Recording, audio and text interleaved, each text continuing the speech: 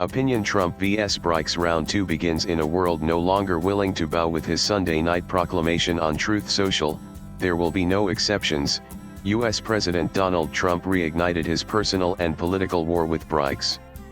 Announcing an additional 10% tariff on nations aligning with what he called anti-American policies, Trump opened round 2 of a contest that is no longer purely economic, but ideological and geopolitical.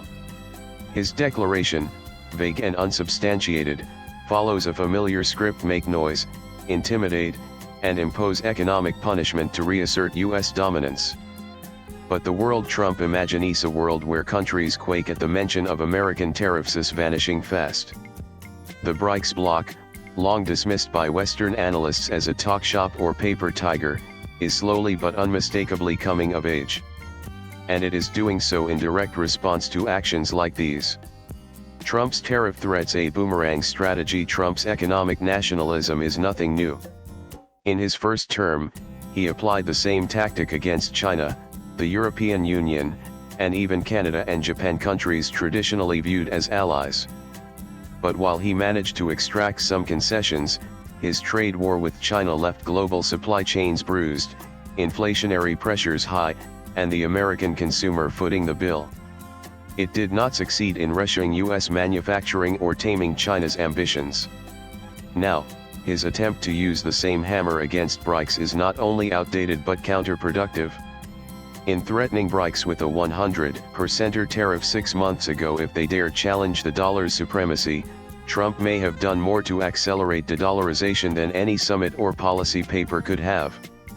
His latest move, imposing a 10% tariff across the board, will likely deepen economic rifts, not heal them. The irony is stark: every time Trump lashes out, BRICS grows bolder, and more countries line up to join. BRICS, from slogan to strategy, once mocked for lumping together disparate economies, BRICS has quietly transformed into a political and economic coalition that is both ideologically diverse and strategically coherent. Brazil's Lula da Silva, India's Narendra Modi, China's Xi Jinping, Russia's Vladimir Putin, and South Africa's Cyril Ramaphosa, leaders who rarely agree on every issue, are now united in one cause: reducing dependence on the US-led economic order. The bloc's recent summit in Brazil was a showcase of this unity. Without naming Trump or the US, the joint statement sharply criticized unilateral tariff and non-tariff measures, a clear rebuke of Trump's weaponization of trade. The statement also warned that these actions threaten to unravel global trade, destabilize supply chains, and exacerbate economic inequalities, especially in the global south. What is Trump afraid of? Trump is not afraid of BRICS as an economic bloc per se. What he fears, and what the U.S. foreign policy establishment has long feared, is the erosion of American primacy in setting the rules of global trade and finance. The U.S. dollar's role as the world's reserve currency has been a cornerstone of American influence for decades. It allows the U.S. to run budget deficits without immediate consequences, enforce sanctions globally, and dictate financial norms. BRICS's move to explore alternative payment mechanisms and possibly a shared trading currency is a direct threat to this privilege. Trump, whose worldview hinges on zero-sum calculations, sees this as economic betrayal. But his threats and tariffs, instead of isolating BRICS, have only pushed more nations toward the bloc. Indonesia's recent accession, alongside countries like Iran, Egypt, and Ethiopia, reflects this growing gravitational pull. Even oil giants like Saudi Arabia and Venezuela are expressing interest, hardly a sign of irrelevance. A fractured world order, or a more equitable one? Critics of BRICS often point to the ideological divergence within the bloc: India's democratic credentials versus China's authoritarianism, or Brazil's social democracy versus Russia's autocracy, is proof that it lacks cohesion. But that misses the point.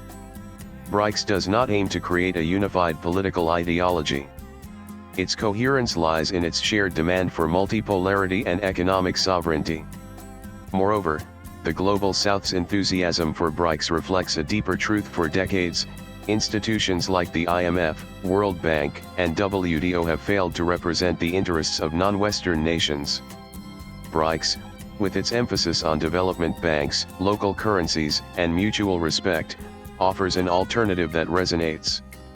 Bolivia's President Luis Arce perhaps said it best: there is a clear struggle between the old stagnant bloc of the US and Europe on one side and the emerging bloc of BRICS countries on the other. That struggle is no longer theoretical. It is playing out in real time, and Trump's aggressive stance is accelerating it. India's balancing act. India's presence in the joint BRICS statement is also worth noting. Under PM Modi, India has tried to walk a fine line, balancing its partnership with the US through forums like the Quad while remaining an integral part of BRICS.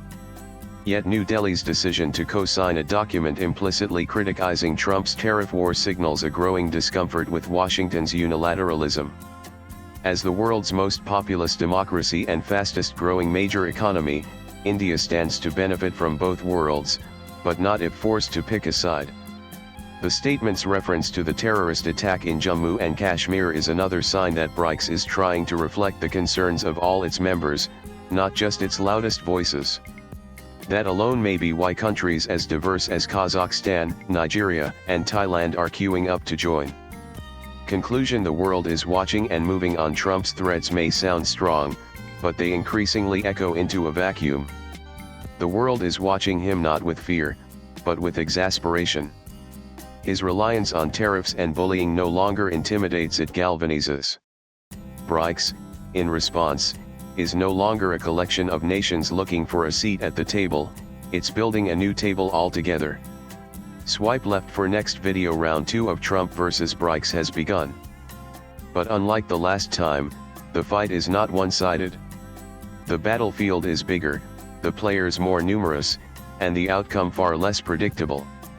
One thing is clear: the old rules no longer apply, and the world no longer bows quite so easily to Washington's tune. The writer is a technocrat, political analyst, and author. He pens national, geopolitical, and social issues. His social media handle is Prasenjitanth. Views expressed in the above piece are personal and solely those of the author. They do not necessarily reflect News 18's views. Latest blogs.